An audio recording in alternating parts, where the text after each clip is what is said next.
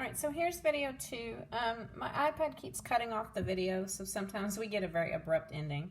So we were talking about disconnected graphs. So if we think of these as streets, if I live over here at F, I don't have a way to get over to these houses. And if I live at D, I don't have a way to get over here. So this is called a disconnected graph. A connected graph is a graph in which you can get from any vertex to any other vertexes by following the edges of the graph. So for this one, instead of drawing one, I'm just going to say the example on page 1 or on first page. And that one, we had a path to get from any vertex. So if we're at D, we have a way to get to B, right? Maybe not a direct path, but we can get there. If we're at C, we can work our way over to F. So there is some route or some way to get from one location to another. All right, so that's a connected graph. Adjacent edges are edges that share a common vertex.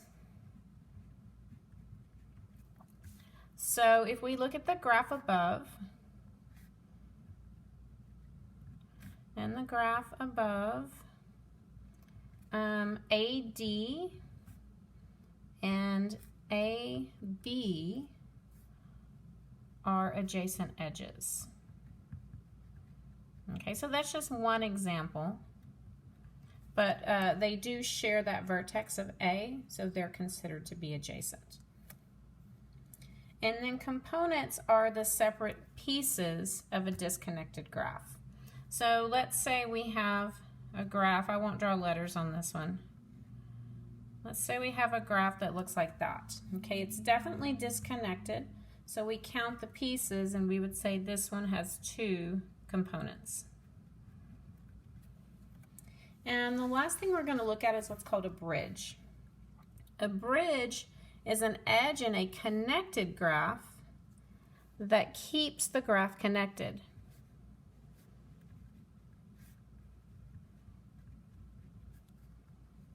Okay, so if I remove that edge, then it disconnects the graph. Okay, so let me show you an example of that. Just sketch something out real quick here. Okay, so let's say this is our graph.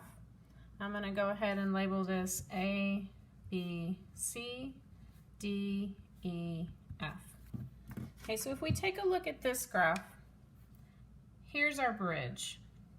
If we take out CD, we're going to separate that into 2 pieces. Now, if we take out one of the other edges, let's say we take out DF, all of those vertices are still connected. I can still get from F all the way around to A. And same with any of these others. If I take one of these out, I can still get from E to F. But if I take this one out, it disconnects the graph. So we would say that CD is a bridge. All right, so let's look at the example on the 3rd page. Okay, so here we have a new graph to look at. First, we're going to do the vertex set. So all we do is list all the letters. We have an A, a B, a C, an X, a Y, and a Z. Okay, so next we're going to do the edge list. We want to list every single edge in this graph. So I like to go alphabetically. If I start with A goes to X, A goes to Y, A goes to Z. So AX, AY, AZ. So then I'm done with A, so I move on to B. B goes to X, B goes to C, and B loops back to itself. So BX, BC, and then for the loop we put BB. All right, so I'm done with B. If I move to C, I've already listed C to B, it's right here. So I just need to list C to X. All right, so I've done A, B, and C. If I move down to X, I've already listed the edge X to A, that one's right here. I've already listed the one to B, I've already listed the one to C, the only one left is XY. Then moving on to Y, notice there's only 2, but I've already listed both of them. Here's YX, and here's YA. Okay, so even if it's in a different order, it's still the same thing.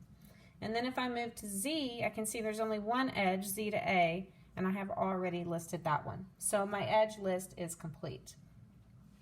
All right, now we want to do the degree of each vertex. So let's look at the degree of A. So we're counting the edges coming off the vertex, so 1, 2, 3. For the degree of B, we're counting the edges, but remember the loop counts twice. So 1, 2, 3, 4. Okay, and then the degree of C, I see 2 lines, so that will be 2. All right, going to the bottom, the degree of X, I see 1, 2, 3, 4. The degree of Y, I see 1, 2. And notice for Z, there's only 1 line coming off of there, so that is going to be a 1. All right, for my last problem, we're asked to draw a version of the graph without crossing lines. Now, there's several ways to do this that are correct. So I'd like to avoid all these little crisscrossing lines here. So what I'm noticing is if I were to move this edge and this edge somewhere else, then they wouldn't be crossing there in the middle. Now, since I don't have a lot of room on my video to zoom up, I'm actually going to draw this up here. So this is D. So I like to start with the letters, and I'm going to keep them in pretty much the same place that they're already at. I'm going to do A, B, C, and then down here X, Y, Z. All right, so I'm going to keep all of the ones coming off of A. I'm going to go A to X, I'm going to go A to Y, and I'm going to go A to Z. All right, not my prettiest work ever. All right, I'm going to keep this one down here that goes X to Y. And I want to keep the B to C. And I'm keeping the loop on B. So what I want to do is I want to connect B to X, but I don't want to cross any of these lines. So it doesn't matter if it's straight or curved. So I can start at B and I can just go around and connect it to X. Then I can do the same thing here. From C to X, I can start at C and I can just go around and connect it to X. Now this is only one way to do the problem. So in graph theory, these are considered equivalent, even though they look very different. But if you list the vertex, the edge list, and the degree of this graph, everything will match perfectly to your original graph.